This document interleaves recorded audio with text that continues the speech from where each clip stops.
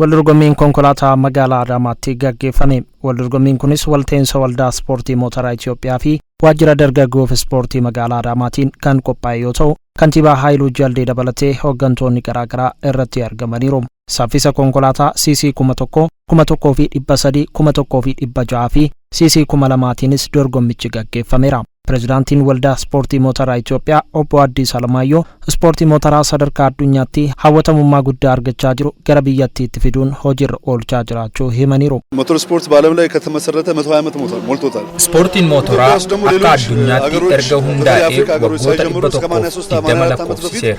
Biyyoonni Afrikaa biroo osoo hin eegaliin ammoo Itoophiyaa magaalaa Finfinneetti waggoota 80 dura dorgommiin kun gaggeeffamaa ture. Garuu ammoo waldaan kun seera qabeessummaan erga hundaa'ee waggoota 60 guuteera. Akka addunyaatti ammoo gosti dorgommii kun ispoortii hawwata turizimii ta'uu danda'eera. Waggaa 60ffaa keenyas sababeeffachuun naannolee biyyattii garaagaraa keessatti hojiilee adda addaa hojjechaa jirra. Waldaalees gurmeessaa jirra. Ispoortiin kunis guddina biyyattii keessatti ga'ee akka bahaatuuf waldaan keenya hojjetaa jira. Dargaggoota fedhii qaban leenjisuunis sadarkaa addunyaatti ispoorteessitoota damee kanaan biyyattii bakka bu'uu danda'an horachuuf ni hojjetamaa jedhan. አዳማ ላይ የሚደራጀው የኦሮሚያ ሞተር ስፖርት አሶሲዬሽን waldaa ispoortii mootoraa magaalaa Adaamaatti hundaa'uun namoota fedhii dorgommii kanaa qaban walitti qindeessuu, galmeessuu fi leenjii kennuun akkasumas qajeelfama idil-addunyaatiin akka gaggeeffamuu danda'an leenjiin biyya keessaa fi alaa akka kennamuuf haalli ni mijeeffama. Nutis deeggarsaa fi hordoffii isaaniif barbaachisan ni taasifnaaf. Akka magaalichaatti gosoota ispoortii maraaf xiyyeeffannaan kennamee hojjetamaa jira kan jedhan ammoo itti gaafatamaa waajjira dargaggoo fi ispoortii magaalaa Adaamaa obbo Mulugeetaa Qabatooti. Dorgommiin gama konkolaataan eegalames jajjabeessaa ta'uu himan. Gosti ispoortii hunduu murteessaadha. Keessumattuu isaan akkanaa kun immoo sadarkaa addunyaatti baay'ee karaa adda ta'een kan daawwatamaa turanidha.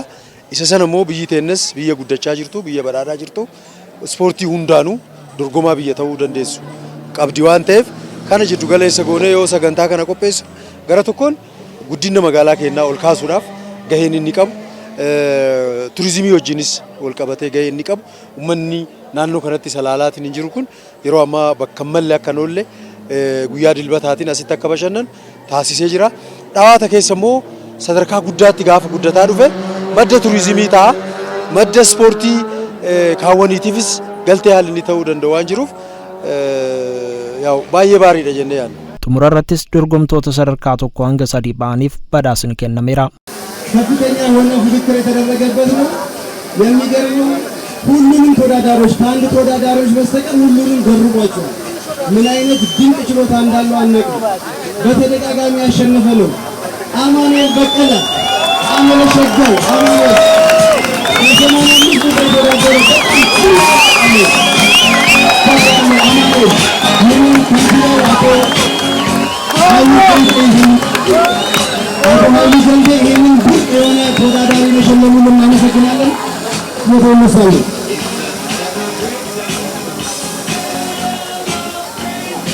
አማኑኤልን መሸለም በራሱ አንድ